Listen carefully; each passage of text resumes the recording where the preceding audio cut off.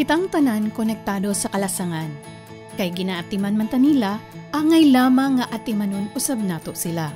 Mauni ang rason nga nung nagdasig kami para sa kaugmaon alang sa pagprotektar, pagpaayo o restorasyon o pagkonserbar sa atong mga kalasangan para sa maayong kaugmaon.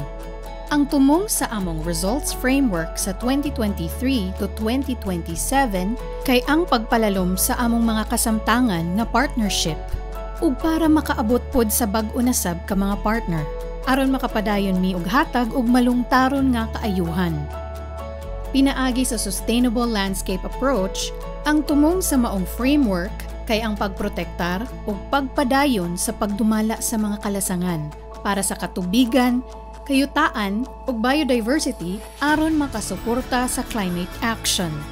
Nakasentro kini sa kolektibong aksyon nga adunay dinagkong kausaban ug nagahatag kini og praktikal nga estratehiya para sa epektibo nga pagprotektar, pangmadugayong pagdumala ug pagkonserbar sa mga kalasangan. Ang among pagpaningkamot mosentro sa maong mga lasang. Sierra Madre, Palawan, Samar ug Leyte ug Mindanao. Ang kaning mga yutaa adunay dagkong mga kalasangan nga nagahatag og ecosystem services para sa mga pangrehiyon na ekonomiya nga puloy-anan usab sa mga komunidad nga nagasalig sa kalasangan. Lakip niini ang mga lumad sa maong mga lugar. Nagasuporta usab kami sa mga site-based nga mga proyekto gawa sa sentral na mga kayutaan. Apil na ang mga ginagmay nga isla, mangrove o bakhaw ug lasang sa baybayon, mga watershed ug mga key biodiversity areas. Sa mga umaabot nga katuigan, target namo nga matuman kining upat ka mga resulta.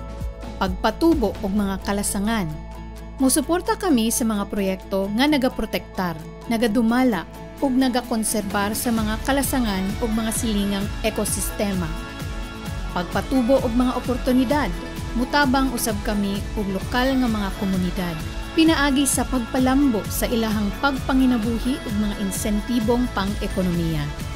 Pagpatubo og mga kasapi, maghatag kami og kapasidad sa nagkalain-laing mga stakeholder sa pagdesisyon ug paghagit sa aktibong partisipasyon gikan sa nagkalain-laing sektor. Pagpatubo og mga tigpanalipod, mutabang kami sa tanan sa pagpakusog ug pagpanalipod para sa mga kalasangan. Pinaagi sa pagpasa og mga impormasyon ug advokasya. Ubani kami sa pagpahimutang ug lig-ong gamot ug pundasyon para sa maayong kaugmaon.